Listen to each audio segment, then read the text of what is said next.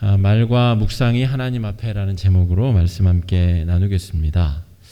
우리가 지난 2년 동안 코로나와 함께 지내면서 또 힘든 시간을 지내다 보니까 이 근원적인 문제가 어디에 있을까? 아마 인간이 저지른 그동안의 환경 파괴와 착취, 그리고 그런 것들이 자연재해의 현상으로 펼쳐지고 이루어지고 또 바이러스의 재앙까지 오게 된 것이 아닌가 싶습니다. 그리고 나서 생각해 봤더니 이 코로나19 바이러스뿐 아니라 작년과 올해 전 지구적인 자연재해가 아주 극심했었던 것을 우리가 돌아보게 됩니다. 올해도 우리 중국과 일본에 큰 물난리가 있었죠. 또 미국과 캐나다, 호주 할 것 없이 큰 대륙마다 산불, 기상이변 같은 일들이 많이 펼쳐졌습니다. 우리가 이 피조 세계를 잘 돌보지 못하고 하나님께서 우리에게 맡기신 인간으로서의 사명을 잘 감당하지 못했다라는 것을 우리가 돌이켜 보게 되며 세계 지도자들과 과학자들이 이 환경 파괴의 이 엄중함과 이 위기 의식을 우리에게 잘 경고하고 있습니다. 이 자연 만물은 사실은 오랜 기간 동안 숭배의 대상이었습니다. 하나님이 사람을 지으시고 얼마 짓지 않아서 이미 범죄가 창궐해지게 되죠. 바벨탑 때부터 바로 얼마 전까지 이 자연 만물은 인간에게 숭배의 대상이었지 우리가 착취할 수 있는 그런 대상이라고 여겨지지 않았습니다. 그런데 우리 1769년도에 비로소 상업용 이 증기 터빈이 발명이 됩니다. 그 전에 그냥 실험실에서 만든 증기 터빈. 증기 터빈은 물을 끓여서 증기의 힘으로 이제 모터를 돌린다는 이야기죠. 그래서 그걸로 기차도 가고 또 배도 움직이고 하는 이 증기 기관이 1769년도에 발명이 되는데 그때부터 아주 본격적으로 이 피조 세계를 인간이 착취하기 시작합니다. 자연 자원을 아주 한없이 뽑아 쓰고 또 함부로 사용하여서 자연 파괴를 아주 급속히 시키는 일들이 그때를 기점으로 펼쳐진다는 것이죠. 또한 90년 뒤에 이제 찰스 다윈의 종의 기원이라는 책이 영국에서 출간이 되는데 이것이 이 증기기관의 발달과 아주 중요한 연관성이 있습니다. 종의 기원이라는 책은 적자 생존, 그러니까 이 상황에 잘 적응하는 생명체가 더 우세종이 되어서 잘 번식하고 살게 된다는 그런 과학적 이론인데 이것이 생물학에 관련된 이론이라고 하기보다는 사회학에 관련된 이론이라는 분석이 많습니다. 당시에 대항해 시대라고 하죠. 15세기 중반부터 18세기, 19세기, 20세기 초반까지 유럽의 힘 있는 나라들이 배를 타고 온 세상을 휘젓고 다니면서 힘없고 개발이 덜 됐다고 하는 나라들을 개척이라는 이름으로 정복하고 착취했습니다. 아프리카에 가서 자기 마음대로 자기 땅이라고 정하고 사람들을 잡아다가 노예로 팔아먹고 그 노예들을 일을 시켜서 생긴 수확물을 다시 유럽으로 가져와서 장사를 하고 수익을 남기는 그것을 개척, 미개발된 것을 개척하고 복음을 증거한다는 미명하에 그런 일들을 자행하였습니다. 그러니까 그러한 시점에 증기기관이 개발이 되니까 얼마나 좋아요. 사람이 노를 안 젓고 이제 증기기관으로 멀리까지 갈 수도 있고 또 큰 배를 움직일 수도 있게 되고 90년 뒤에 나온 이 종의 기원이라는 책은 우리 유럽 이 똑똑하고 피부가 하얀 사람들이 저 아프리카 사람들을 마음껏 정복하고 착취해도 된다. 우리가 더 우등한 인종이니까 그래도 된다라고 하는 잘못된 학설을 뒷받침하게 되었다는 것이죠. 그러니까 이 종의 기원이라는 책은 과학책임과 동시에 사회적으로 그 당시에 꼭 필요했었던 이 식민지 개척을 정당화하는 아주 중요한 이론으로 쓰임받게 됩니다. 그러니까 15세기부터 비로소 과학이 발달하고 또 르네상스 운동이 일어나면서 사람들이 비로소 이 자연을 우리가 숭배하거나 두려워하지 않아도 된다. 이제는 우리가 마음껏 이것들을 하나님이 갖다 쓰라고 했으니까 우리가 마음껏 착취해서 써먹어도 된다. 사람들의 생각이 그렇게 바뀐 것이 몇백 년 안 된다는 말이죠. 그런데 이러한 일이 있기 이전에 세상으로 한번 돌아가 봅시다. 오늘 시편 19편이 기록된 이 상황을 한번 돌아가 보자는 것이죠. 그때 당시에 사람들은 이 자연 만물의 힘에 압도되는 그런 삶을 살았습니다. 저 태양신에서부터 쇳덩구리까지 사람들이 눈에 보이는 모든 피조물들을 다 신으로 만들어서 섬기는 세상을 살았습니다. 자, 이 그림을 보시면 이게 이집트 벽화에 있는 신전에 있는 벽화거든요. 저 신의 얼굴이 쇳덩구리입니다. 쇳덩구리. 케프리라고 하는 신인데요. 저 신은 동틀 무렵의 태양신의 이름이 케프리입니다. 그러니까 이 쇳덩구리가 이 태양신처럼 섬김을 받았다는 말이죠. 이게 무슨 말이냐면 태양은 이 지구가 태양을 돌고 있다는 과학적 사실이 밝혀지기 전까지는 태양은 매일매일 서쪽 하늘에서 죽어버립니다. 그리고 다시 아침이 되면 동쪽에서 새로운 태양이 부활하는 것이죠. 얼마나 강력한 힘을 가진 존재입니까? 그리고 이 태양이 뜨지 않으면 식물들이 자라날 수 없고 사람도 건강하게 살 수 없기 때문에 태양이 가진 이 어마어마한 힘을 섬기다 보니까 쇳덩구리가 어떻게 하죠? 소가 똥을 싸면 그거를 이제 이렇게 동그랗게 말아가지고 뒷발로 굴려가면서 가잖아요. 그것이 동쪽 하늘에 태양이 이렇게 올라오는 모습이 마치 쇳덩구리가 이 쇳덩을 굴리는 것과 같다. 그래서 쇳덩구리마저 신격화해서 애굽에서 섬겼다는 말입니다. 그러니까 저 당시의 사람들은 태양으로부터 시작해서 개구리, 나일강, 메뚜기, 쇳덩구리까지 모든 피조물들의 힘에 압도되어 그것을 경배하고 섬기는 인생들을 살고 있었다 하는 것이죠. 그런데 오늘 시편 19편 1절에서 6절까지는 하나님이 지으신 피조 세계의 성격을 아주 정확하게 규정하고 있습니다. 저것은 섬김의 대상이 아니라 오히려 피조물이 하나님의 영광을 드러내고 있다. 이렇게 노래하고 있다는 것이죠. 오늘 시편 우리 1절 19편 1절 말씀 한번 읽어보겠습니다. 시작. 하늘이 하나님의 영광을 선포하고 궁창이 그의 손으로 하신 일을 나타내는도다.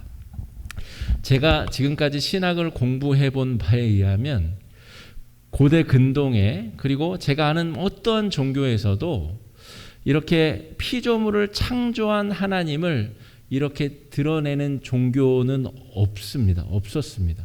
물론 제가 공부한 범위 밖에는 있을 수 있는데 제가 공부한 고대 근동의 많은 종교들 또 이 땅에 존재했었던 그 어떤 종교에서도 피조물 자체를 숭상하는 것 넘어 피조물을 통하여서 창조주 하나님을 발견하고 찬송한 종교는 제가 발견한 적이 없습니다. 어떻게 하면 이 다윗이라는 사람은 그 엄청난 피조물들의 힘에 압도되지 않고 그 피조물을 창조하신 하나님을 발견하고 찬송할 수 있었을까? 하늘이 하나님의 영광을 선포한다. 오늘 가을날이 아주 하늘이 맑은 날인데요. 오시면서 이 정말 찬란한 하늘을 보신 분도 계시겠지만 그 하늘을 바라보면서 이 하늘을 창조하신 하나님을 알게 되고 노래하고 찬송할 수 있는 사람들, 그 사람들이 바로 우리들 성도들입니다. 대부분의 사람들은 문명화되기 전까지는 이 자연을 숭배하거나 과학적으로 문명화된 이후에는 이 자연을 어떻게 하면 이용해 먹을까? 어떻게 하면 돈벌이 수단으로 삼을까? 어떻게 하면 나의 행복을 위해서 이것들을 착취할까? 그 두 상황에만 있었지 피조물을 통하여 전능하신 하나님을 발견하고 찬송하는 성도의 자세로 나아간 적은 거의 없다는 말이죠. 오늘 그래서 시편 19편의 이 고백이 참으로 아름다운 고백입니다. 4절 말씀도 한번 읽어보겠습니다. 시작. 그의 소리가 온 땅에 통하고 그의 말씀이 세상 끝까지 이르도다. 하나님이 해를 위하여 하늘에 장막을 베푸셨도다. 이 다윗은 지금부터 3000년 전 사람입니다. 그러니까 3000년 전에 태양을 숭배하지 않고 어떻게 태양을 지으신 하나님, 태양을 위해서 하나님이 하늘을 준비해 두시고 1절에서는 그 하늘은 오히려 하나님의 영광을 찬송하고 있다. 어떻게 이런 시를 쓸 수 있었을까? 이것은 사람의 지혜로 알 수 있는 것이 아닙니다.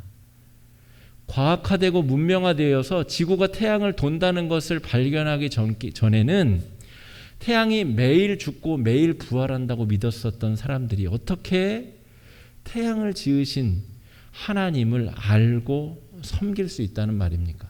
그래서 종교학자들은 때로 이 종교라는 것이 사람이 필요에 의해서 의존 감정을 가지고 만들어낸 어떤 허상이다, 이렇게 규정하는 경우들이 있습니다. 물론 이 하나님을 섬기는 것 이외의 다른 종교들은 그런 성향들이 많이 있다고 볼 수 있습니다. 그런데 우리가 믿는 이 여호와 하나님, 이 신앙은 아무리 머리 좋은 사람들이 창작해내서 만들어냈다고 보기가 불가능한 요소들이 곳곳에 배어 있다는 것이죠. 하나님께서 아담과 하와를 지으시고 75세의 떠돌이 인생을 살던 아브라함을 부르셔서 그에게 자신을 드러내시고 내가 이 천지를 지은 창조주다라고 나타내셨기에 우리가 믿는 이 신앙이 가능하고 존재하다는 것을 우리는 깨닫게 된다는 것이죠.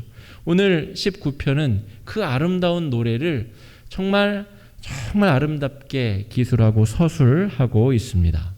그런 의미에서 성도는 이 세상에 가장 크고 넓은 세계관을 가진 사람들입니다. 성도들은 그 어떠한 정치 체제, 이데올로기, 경제적인 논리, 그 어떤 것으로도 이 성도들의 믿음을 감당해낼 수 없다는 것이죠. 우리가 가진 이 신앙의 무게감, 이것이 얼마나 크고 넓은 세계관을 우리에게 허용해 주는가, 허락해 주는가를 우리가 잘 생각해 볼 필요가 있습니다. 오늘 우리 이 창조시에 맞추어 오늘 특송도 저희가 협의한 건 아닌데 집사님의 선곡과 오늘 본문이 잘 맞았는데, 이 피조 세계를 통해서 주시는 하나님의 은혜를 누릴 수 있는 사람은 그건 너머의 은혜, 지금 6절까지는 하나님의 창조물을 바라보며 시인이 노래하고 있는데 7절부터는 그건 너머를 이야기하고 있습니다.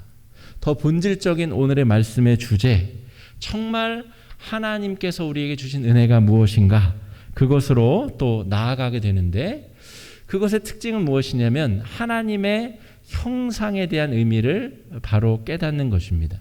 하나님의 형상은 하나님의 외모를 우리가 닮았다는 의미가 아닙니다. 우리가 저 바티칸 시스티나 성당에 가면 이 위에 원형 돔에 거기에 천지창조라 그래서 이 하나님 역할을 하는 어떤 할아버지 같은 인물과 이 아담이 이렇게 손을 찌릿찌릿 마주치는 그런 그림이 있죠. 근데 거기서 묘사된 어떤 할아버지 이미지는 하나님을 상징한다고 그려놨는데 그건 사실은 제우스의 모습입니다. 그리스 로마 신화에 등장하는 할아버지 신, 이 제우스 신의 형상이라는 것이죠. 그래서 하나님의 형상을 인간이 닮았다는 것은 외형적인 특징을 우리가 닮았다는 의미가 아닙니다. 하나님의 형상의 본질적인 의미는 하나님이 창조하신 이 피조 세계를 더 아름답게 지속적으로 창조해 나아가야 되는 하나님의 대리자의 임무를 맡았다. 이것이 하나님의 형상의 본래적인 의미입니다. 그러니까 하나님이 창조하신 이 세상이 지속적으로 더 아름답게 창조되어 나갈 수 있도록 노력하고 애쓰는 하나님의 마음으로 대리하는 관리자, 그 사명이 바로 하나님의 형상의 본래적인 의미라는 것이죠. 우리가 살아가는 이 시대가 코로나의 어려움, 여러 환경적인 재앙에 빠졌다라고 할 때 우리들이, 성도들이 그 위임받은 소명을 제대로 잘 감당하지 못하고 있다라고 하는 회개를 해야 된다는 것입니다. 하나님의 형상을 우리에게 맡겨주시고 이 피조 세계를 잘 돌보고 관리하라고 위임해 주셨는데 우리가 그 역할을 소홀히 하고 잘 감당해내지 못했기 때문에 지금 우리가 겪고 있는 이런 어려움의 현상들이 벌어지고 있다. 이렇게 우리가 이해해야 된다는 것이죠. 여러분, 오늘 예배를 마치고 댁으로 돌아가시면서 또 오늘 각 가정에서 예배 드리신 성도님들은 예배 마치고 밖에 하늘을 보시면서 우리에게 맡겨주신 하나님의 사명과 우리가 제대로 그것을 감당하지 못했기 때문에 벌어지는 여러 가지 어려움들에 대해서 한번 깊이 묵상해 보실 수 있는 시간이 되면 좋겠습니다. 하나님의 권능이 이 피조세계의 힘과 어떻게 다른지를 우리가 구분할 수 있어야 우상 숭배에 빠지지 않을 수 있습니다. 아까 제가 설명드린 대로 하나님이 창조하신 피조물을 섬기는 행위를 우리는 우상 숭배라고 부르는데 그 우상 숭배가 가능하게 하는 자연의 힘과 하나님의 권능의 차이를 우리가 구분할 수 있어야 된다는 것이죠. 이 자연의 힘은 하나님이 주신 그 범주 안에서만 능력을 발휘할 수 있습니다. 이를테면 이 바다는 현대에 이르러서도 인간들이 정복할 수 없는 아주 미지의 영역입니다. 그 바다가 가진 큰 힘을 인간이 제대로 통제할 수 있는 그런 자신감이 아직도 부족하다는 것이죠. 고대의 사람들은 더 했으면 더 했지 부족하진 않았습니다.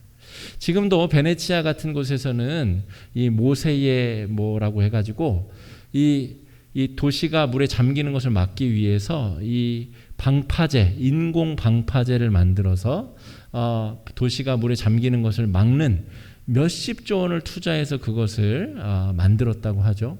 그렇다고 해도 완벽하게 이 바다가 침입해 오는 것을 막아낼 수는 없습니다. 하나님이 창조하신 이 피조 세계가 고유하게 가지고 있는 힘 자체를 섬기는 것을 우리는 우상 숭배라고 부릅니다.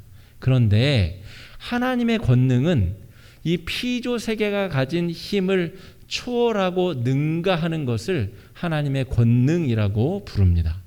하나님께서 출애굽 당시에 이스라엘 백성들 앞에 홍해가 갈라지는 기적을 허용해 주셨습니다.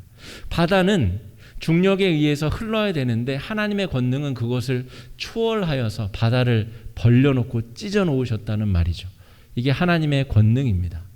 여호수아가 전쟁을 할 때에 태양이 멈추죠. 이거는 물리학적으로는 이해가 불가능한 일입니다. 그렇다면 뺑뺑 태양을 돌던 지구가 서야 되는데 이게 물리적으로 어떻게 가능할까? 그래서 과학자들은 이건 거짓말이라고 이야기합니다. 그러나 우리는 하나님이 물리적인 법칙 안에서만 활동할 수 있다면 우리가 믿는 하나님은 창조주이실 리가 없습니다. 그것을 초월하는 권능, 이 물리세계의 법칙 너머에 계신 분이 하나님이시다 하는 것이죠.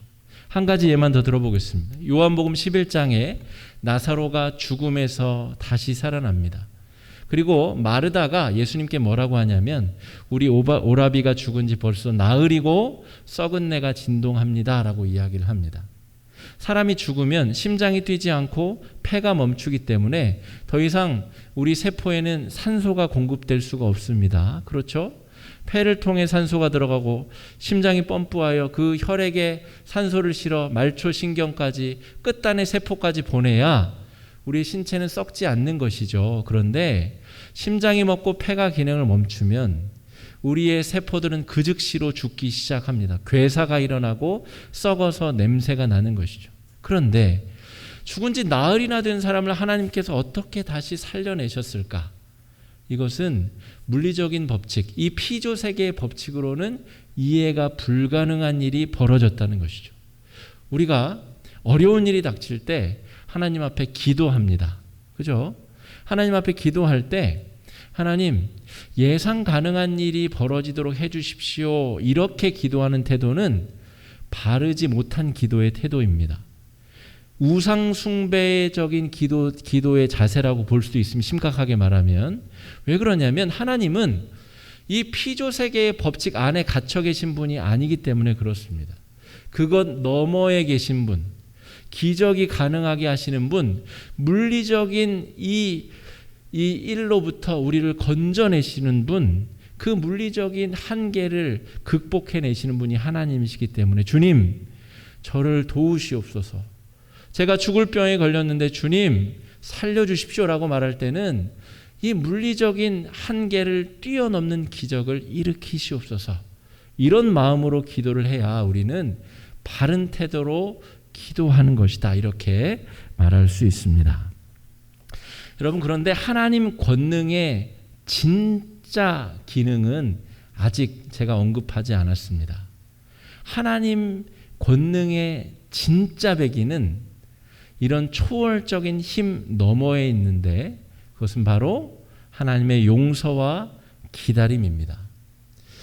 제가 중고등부 전도사로 섬길 때 이제 그 교회 친구들을 데리고 연합수련회에 간 적이 있어요. 그런데 그 연합수련회 강사 중에 지금으로부터 뭐 10몇 년 전이니까요. 그 당시에는 이렇게 약간 기적 이렇게 그 부흥회 같은 그런 게 유행했어요. 그래서 이 아말감으로 이를 메꾼 것이 금으로 바뀌고 그런 것을 하는 강사들이 있었어요. 그런데 제가 원치 않았는데 어쨌든 참여한 집회에서 그런 일이 벌어진 거죠. 그리고 제가 인솔에 갔던 친구 중에 하나도 자기 이빨이 금이빨로 바뀌었다는 거예요. 그래가지고 앞에 나가가지고 막 축하도 받고 간증도 받고 막 그랬어요. 그런데 그러면은 제 기대에는 그런 기적을 경험했으면 이제 저 아이는 정말 신앙적으로 정말 변화가 되겠구나. 그렇게 예상을 했는데 아닌 걸 그 다음 주에 이 친구가 안 나오고 그 다음 주도 안 나오고, 그러니까 이 초월적인 기적이 있었다 하더라도 그 기적으로 그 사람의 신앙적인 성품, 그 이 마음밭이 완전히 기경되는 것이 아니라는 것이죠. 그래서 하나님 권능의 진짜 핵심은 초월적인 기적 너머에 있습니다. 그것은 무엇이냐면 죄인된 연약한 우리를 향한 한이 없는 용서와 무한대의 기다림, 이것이 하나님의 권능의 진짜 모습입니다. 이 안에 십자가의 은혜와 사랑이 녹아져 있고 하나님의 그 한이 없는, 우리가 갚을 수 없는 은혜의 값어치의 무게가 하나님의 용서와 기다림 안에 있다는 것이죠. 자, 오늘 말씀 7절 말씀 한번 읽어보겠습니다. 여호와의 율법은 완전하여 영혼을 소성시키며 여호와의 증거는 확실하여 우둔한 자를 지혜롭게 하며. 8절 말씀도 읽어보겠습니다. 여호와의 교훈은 정직하여 마음을 기쁘게 하고 여호와의 계명은 순결하여 눈을 밝게 하시도다. 지금 시인은 하나님이 창조하신 피조물을 보면서 감탄하고 있음과 동시에 그건 넘어 이 피조물보다 더 놀라운 나라고 하는 인간을 변화시키고 나의 우둔함을 지혜롭게 변화시키고 나를 온전케 하시고 내 영혼을 소성시키는 기적을 지금 다윗은 찬송하고 고백하고 있다는 것이죠. 하나님의 은혜와 용서와 오래 참으시는 사랑이 우리의 내면을 변화시키고 성숙시키고 있다. 지금 다윗은 그 하나님의 놀라운 기적을 찬송하고 있다는 것입니다. 여러분, 변화와 성장으로 이끄는 힘이 정말 놀라운 기적의 하나님의 권능의 핵심입니다. 여러분, 우리는 모두 죄인으로 태어났습니다. 태어나자마자 하나님을 알고 믿음의 빛 바탕이 깔려 있는 사람은 이 세상에 아무도 없습니다. 그런데 그렇게 죄인으로 태어난 존재가 하나님의 자녀로 변화가 되고 그 안에서 은혜의 가치를 깨달아서 그 삶을 하나님 앞에 드리며 나아갈 수 있다는 것은 기적 중에 기적이 아닐 수 없습니다. 인간은 본래 이기적인 존재입니다. 본래 인간은 이기적으로 만들어졌고 이기적으로 살아가게 그렇게 내적 프로그래밍이 되어 있는 존재들인데, 이 작은 예수가 되어서 하나님의 백성으로 살아갈 수 있게 된다는 것은 정말 우리 안에 놀라운 변화와 기적이 일어나고 있다는 것을 의미합니다. 매일매일 태양이 뜨는 것이 기적이 아니라 매일매일 우리가 하나님의 백성으로 살아가는 것 자체가 기적이고 은혜이고 하나님의 놀라운 기적의 섭니다 하는 것이죠. 제가 요즘에 아주 즐겨보는 드라마가 있습니다. 의사들이 나오는 드라마인데, 그 드라마의 지난주 목요일 날, 매주 목요일 날 하는데, 지난주 드라마의 주제는 이 오늘 말씀과 좀 유사해서 제가 인용을 하자면 이 기다려주는 겁니다. 그러니까 선배 의사들이 이 인턴 레지던트, 이 아직 수련 중인 이 부족한 의사들을 기다려주고 참아주고 하는 것이죠. 근데 그 드라마상에는 다소 이상적인 그런 의사들이 나오기 때문에 현실성이 좀 떨어질 정도로 야, 세상에 저런 의사들이 있나 싶은 사람들이 나옵니다. 그런데 제가 일반적으로 알고 있는 이 의사 수련 과정은 굉장히 혹독하다고 알고 있습니다. 공부도 많이 해야 되고 잠도 못 자고 무엇보다 인격적인 모멸을 그렇게 많이 받는다고 제가 상식적으로 알고 있었는데, 이번 드라마에 그런 장면이 나왔습니다. 수술실에서 이제 수련 중인 의사에게, 야, 너는 머리가 그렇게 나쁜데 어떻게 의사가 됐냐? 너 부모님은 너 이렇게 머리 나쁜 거 알고 계시냐?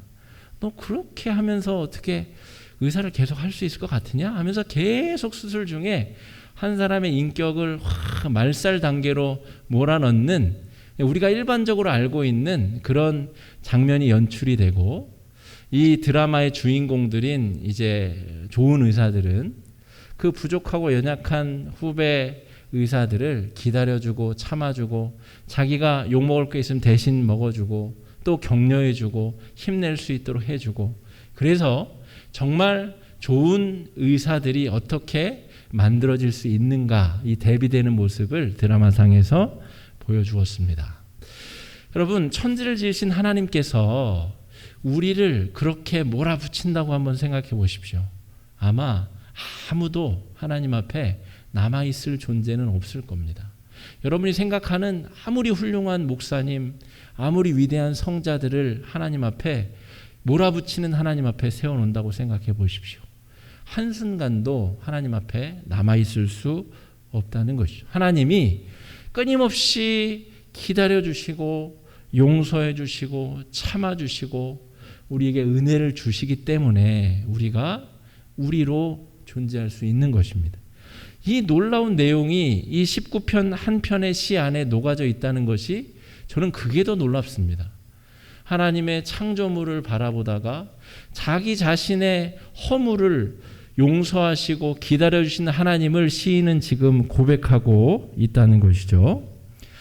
여러분, 은혜라고 하는 말은 기독교의 아주 독점적인 표현인데, 이 기독교 밖에서도 은혜라는 표현을 많이 씁니다. 우리 가온이가 보는 책 중에 은혜 갚은 까치 뭐 이런 책이 있어요. 그러니까 어떤 나그네가 길 가다가 뭐 뱀에게서 그 까치를 구해줬는데, 이 나그네가 귀신에게 홀릴 상황이 되니까 무슨 종에 이렇게 부딪혀가지고 자기 목숨을 희생해서 이 나그네를 살렸다, 뭐 그런 내용입니다. 그런데 기독교의 은혜는 우리가 흔히 말하는 그런 은혜로 적용하면 안 됩니다. 기독교의 은혜는 생명을 주어서라도 갚을 수 있는 것은 기독교의 은혜가 아닙니다. 생명보다 더한 것을 주더라도 갚을 수 없는 사랑을 받은 것을 기독교에서 정의하는 은혜라고 부릅니다. 내가 노력하면 대충 갚을 수 있고, 하다못해 내가 죽어서라도 갚을 수 있는 것은 기독교의 은혜가 아니라는 말이죠. 우리가 받은 사랑의 무게가, 우리가 받은 하나님의 용서의 값어치가 정말 그만큼 크다는 것을 자각하는 사람의 고백이 오늘 다윗의 시 19편의 고백이다라고 말할 수가 있겠습니다. 시인은 오늘 그 은혜 안에서 자기 자신을 발견하고 있습니다. 12절 말씀 한번 같이 읽어보겠습니다. 시작. 자기 허물을 능히 깨달을 자 누구리요 나를 숨은 허물에서 벗어나게 하소서라고 기록하고 있는 것이죠. 그 은혜를 깨달은 사람은 이제 더 이상 죄에게 휘둘리며 죄에게 삶의 주도권을 붙잡혀서 살아가지 않고 오히려 하나님의 자녀로서 죄를 안 지을 수는 없으나 그 죄로부터 벗어난 삶을, 하나님께 붙들림 받은 삶을 살아갈 수 있다는 것. 오늘 시인은 그 은혜를 감사하며 창조주 하나님께 영광을 돌리고 있다는 것이죠. 그리고 이러한 것은 그 사람의 마음의 생각과 입의 고백으로 증명이 됩니다.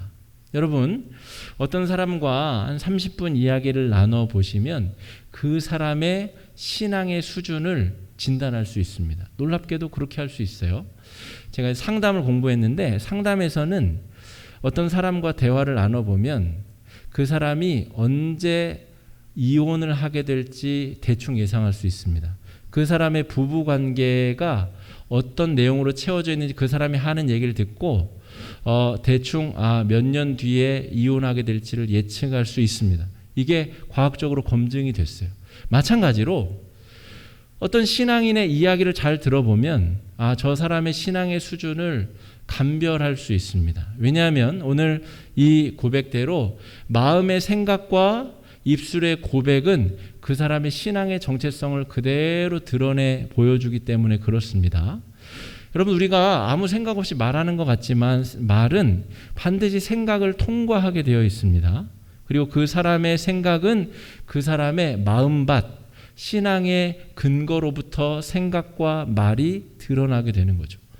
말만 하면 근심, 걱정으로 가득 차 있는 사람은 하나님을 믿는 걸까요? 안 믿는 걸까요? 한 30분 얘기 나눠보면 저 사람이 불안하구나. 저 사람의 신앙이 하나님의 영적인 반석에 서 있지 못하구나. 알 수 있는 거죠. 쉽지 어려운 일이 아닙니다. 어떤 사람과 대화를 했는데, 신앙인과 대화를 했는데 자기 자랑으로 30분 내내 가득 차 있다면 그것은 아까 말한 기독교의 은혜를 제대로 경험하지 못한 것이죠. 자기 노력으로 다 하나님께 갚아버린 인생을 이야기하고 있다면 기독교의 은혜를 제대로 깨우치지 못한 것이죠. 그래서 우리의 생각은 우리의 입을 통해 드러나게 되고 그 생각은 우리의 신앙의 영적 수준을 그대로 드러내 보여주는 지표다 하는 것이죠.